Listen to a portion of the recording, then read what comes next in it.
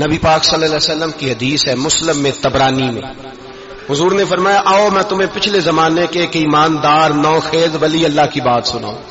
پچھلے زمانے حضور نے فرمایا پچھلے زمانے میں ایک بادشاہ جادو کے زور پہ حکومت کرتا تھا. جب وہ ایک جادوگر اس نے رکھا ہوا تھا تو جادوگر اس کو جادو بتاتا، وہ جادو کے زور پر حکومت کرتا. جادوگر بوڑھا ہو گیا تو کہنے لگا بادشاہ کوئی نوجوان میرے پاس بھیج دے، اب میں بوڑھا ہو گیا ہوں میرا پتہ کوئی نہیں کب مر جاؤں. ایک نوجوان کی ڈیوٹی لگائی، بڑا زیرک سمجھدار، اپنے رعایا میں سے چن کے جو ذہین فطرت مزاج بچہ تھا وہ اس نے لگایا. اللہ کے محبوب علیہ الصلوۃ والسلام فرماتے ہیں بچہ جادو سیکھنے لگا، وقت گزرنے لگا. بچہ جب جادو سیکھنے جاتا تو رستے میں ایک راہب بھی تھا جو انجیل جانتا تھا، وہ اللہ اللہ سکھاتا، لوگوں کو حضرت عیسیٰ علیہ السلام کی تعلیمات سے آگاہ کرتا. اس نے دیکھا کہ یہاں بھی لوگ اکٹھے ہیں تو وہ بچہ اس راہب کے پاس بھی اٹھنے بیٹھنے لگا. اب جب اس کے ساتھ اس کی گفتگو بڑھنے لگی تو اس کو باتوں میں لذت آنے لگی. اس نے راہب نے پوچھا کہ تو کون ہے اور کس طرح سے آیا ہے، کیا تیرا معاملہ ہے؟ اس نے کہا جی میں جادو سیکھنے جاتا ہوں، آپ کی باتیں مجھے بڑی اچھی لگتی ہیں. اس نے کہا دین سیکھ.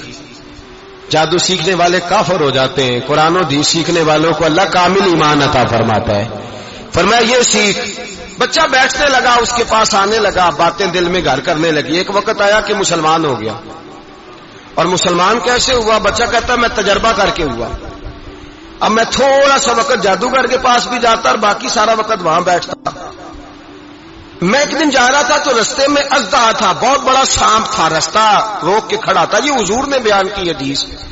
نبی پاک صلی اللہ علیہ وسلم فرماتے ہیں بچہ کہتا ہے کہ رستے کے اندر سانپ ہے، رستے بند ہے، لوگ چھتوں درختوں پہ چڑھے ہیں، راش ہے.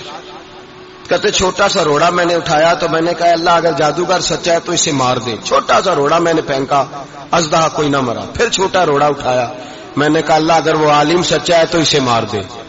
اب جب میں نے روڑا مارا تو اژدہا مر گیا. میرے اندر سے گواہی آئی نہیں دین کی باتیں سچی ہیں، نہیں قرآن کی باتیں اسلام سمجھانے کے لیے عرض کر رہا ہوں. اگرچہ اس دور میں انجیل تھی، اللہ رسول کی باتیں اچھی ہیں. کہتے میں مسلمان ہو گیا. اب میں نے راہب کے پاس ہی رہنا شروع کر دیا، جادوگر کے پاس چھوڑ دیا. اس بچے نے آنا. بادشاہ پوچھتا کہاں زیادہ وقت گزارتے ہو تو بات گول کر دیتا. وقت تیزی سے بڑھنے لگا. اللہ نے اس نوجوان میں طاقت پیدا کر دی. اب وہ اس کے اندر نا اللہ نے توانائی روحانیت پیدا کر دی. ابھی جوان ہے، 14-15 سال عمر ہے. اللہ نے اب جو بیمار بھی آتا وہ دعا کرتا تو اللہ صحت عطا کر دیتا. جو بھی آتا. بادشاہ کا ایک درباری تھا، بادشاہ کو پنکھا جلتا تھا، وہ اندھا ہو گیا. کوئی ایسی تکلیف آئی کہ نابینا ہو گیا. بڑے علاج کرائے، شفا نہیں ہوئی. کسی نے اس بچے کا پتہ بتایا کانوں میں. اس کے پاس گیا تو بچہ کہنے لگا شفا تو ہو جائے گی پر کلمہ پڑھنا پڑے گا، مسلمان ہونا پڑے گا. جس پیغمبر کا میں غلام ہوں تجھے بھی بننا پڑے گا، دین پہ عمل کرنا پڑے گا. اللہ شفا دیتا ہے. اس نے کہا تو مجھے کلمہ پڑھا، مجھے شفا دے، میں تیار ہوں. اس نے کہا شفا تو اللہ دیتا ہے. اس نے اللہ تبارک و تعالیٰ کا ذکر کر کے دعا مانگی. یہ مسلم شریف میں حدیث ہے، طبرانی میں موجود ہے. اللہ نے اسے شفا دی، اس نے کلمہ پڑھنا شروع کر دیا. یہاں ایک نقطہ لکھا ہے ہمارے علماء نے، کہتے ہیں جب اللہ ولایت عطا کرتا ہے نا تو یہ سفید بالوں والے کا حصہ نہیں ہوتی. اگر جوانی میں کوئی آدمی توبہ کر کے تصوف کے راستے پہ چلتا ہے تو سب سے زیادہ ولایت اللہ اسے عطا فرماتا ہے. سب سے زیادہ ولایت اس کے پاس ہوتی ہے. ابھی اس کے بال کالے ہیں، چڑھتی جوانی ہے، دعا کی تو اللہ نے.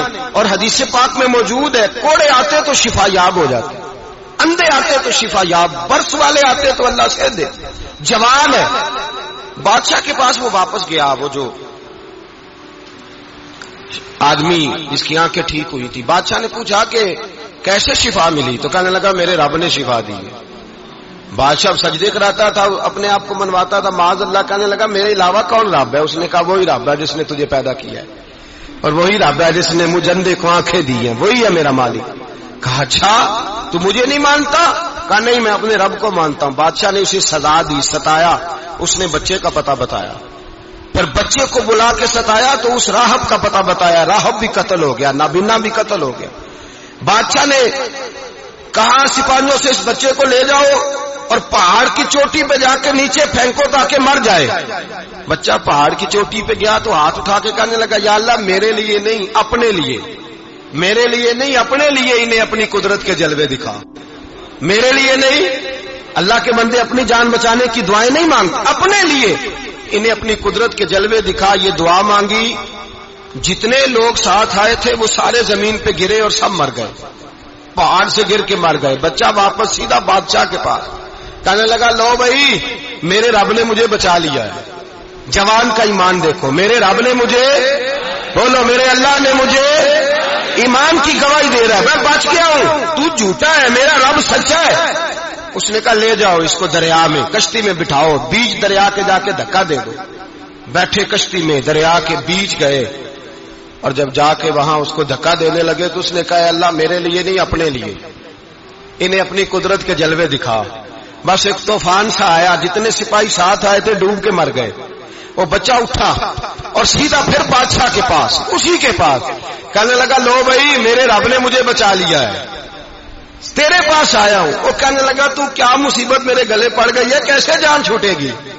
تو بچہ کہنے لگا اگر تو مجھے باندھے درخت کے ساتھ اور سارے ملک کو بلائے، لوگوں کو اکٹھا کرے، پھر تو مجھے تیر مارنا، میں تجھے بتاؤں گا کیسے مارنا ہے، میں مر جاؤں گا. اللہ کا بندہ نوجوان ایمان دیکھو، مرنے کے طریقے بتا رہا ہے، میں تجھے بتاؤں گا میں کیسے مروں گا. یہ بات کہی، بادشاہ نے سارا مجمع جمع کیا، ملک سارا باہر آ گیا، درخت کے ساتھ باندھ دیا.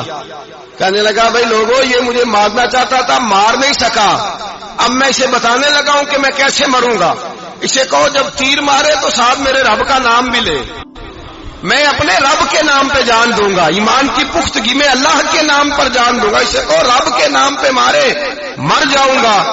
بادشاہ نے اللہ کہہ کے تیر مارا، پیشانی میں لگا، بچے کی روح پرواز کر گئی. جتنا مجمع کھڑا تھا سارا کلمہ پڑھ کے مسلمان ہو گئے، سارے مسلمان ہو گئے سارے. میرے رسول پاک سید عالم صلی اللہ علیہ وسلم نے نوجوانوں کو بتایا جب تمہارے اندر ایمان کی قوت آئے گی تو اللہ تمہاری مدد کرے گا. فرمایا وہ نوخیز ولی تھا، ابھی جوان رانا تھا، ابھی اس کی پیشانی پر جوانی کے آثار تھے، لیکن اس نے اللہ کو راضی کیا، رب کریم کو راضی. ولایت کا مطلب بڑھاپا نہیں، ولایت کا مطلب وہ نہیں کہ جب بڑا لمبا وقت گزر جائے تو پھر آدمی آئے کہ نہیں اب کیا کرنا ہے، اب مسجد ہی ہے، اب تو اس کے علاوہ گزارا ہی کوئی نہیں. تو اس وقت کا آنا اللہ کی بارگاہ میں قبول تو ہے، لیکن شاباشی اسی کو ملتی ہے جو جوانی کا وقت آئے، جو عین اس وقت آئے جو وقت میرے رسول پاک علیہ السلام کے غلام عبداللہ ابن عمر، حضرت عبداللہ ابن عمر رضی اللہ تعالیٰ عنہ فرماتے ہیں کہ میں نکلا، مجھے سفر کے لیے جانا تھا، تو تھوڑی سی کھجوریں، تھوڑا سا سرکہ، ایک شہد کی بوتل، چیزیں میں نے سفر کے لیے ساتھ رکھ لی. میں جب مدینے سے باہر صحرا میں نکلا نا تو رمضان نہیں تھا، غیر رمضان تھا. میں نے ایک نوجوان کو دیکھا بکریاں چرا رہا ہے، بکریاں چرا رہا ہے. اے جوان، آپ فرماتے ہیں اس کا چہرہ بڑا نورانیت والا، گرد پڑی ہوئی پر بڑا حسین. فرماتے ہیں میں نے اس کو کہا کہ آ جاؤ کھانا کھا لو، روزے بھی نہیں تھے. کہنے لگا نہیں میں نے روزہ رکھا ہوا ہے. فرماتے ہیں میں نے کہا پتہ کروں کہ نیرا نیک ہی ہے کہ پرہیزگار بھی ہے. نیک وہ ہوتا ہے جو نماز پڑھے روزہ رکھے، پرہیزگار وہ ہوتا ہے جو گناہ سے بچے، وہ پرہیزگار ہوتا ہے. کہا پتہ کروں پرہیزگار بھی ہے کہ نہیں. کہتے میں قریب گیا تو میں نے جا کے اس کو کہا بھائی تیری بکریاں بڑی پیاری ہیں، میرا دل کرتا ہے کہ بکری مجھے دے دو. کہتے وہ جوان، غربت بھی، پریشانی بھی، پر دامان توکل کی یہ خوبی ہے کہ اس پر پابند لگے ہوتے ہیں، دھبے نہیں ہوتے. غربت ہے. کہا جناب ایک بکری دے دو. آنے لگا جناب بکریاں میری نہیں، بکریوں کا مالک کوئی اور ہے.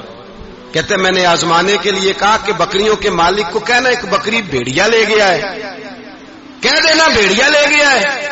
تو کہتے اس نے میرے طرف دیکھا، گرد سے اس کے بال اٹے ہوئے، آنکھوں میں روشنی، چہرے پہ اطمینان، لب و لہجے میں ایمان کی طاقت. نوجوان کہنے لگا حضور بکریوں کے مالک کو تو کہہ دوں گا بھیڑیا لے گیا ہے، جب عرش کا مالک پوچھے گا تو کیا جواب دوں گا، اللہ کو کیا جواب دوں گا. کہتے ہیں میں کانپنے لگا، اس کی بات سن کے واپس آیا، جو کام نکلا تھا وہ چھوڑا، واپس لوٹ آیا.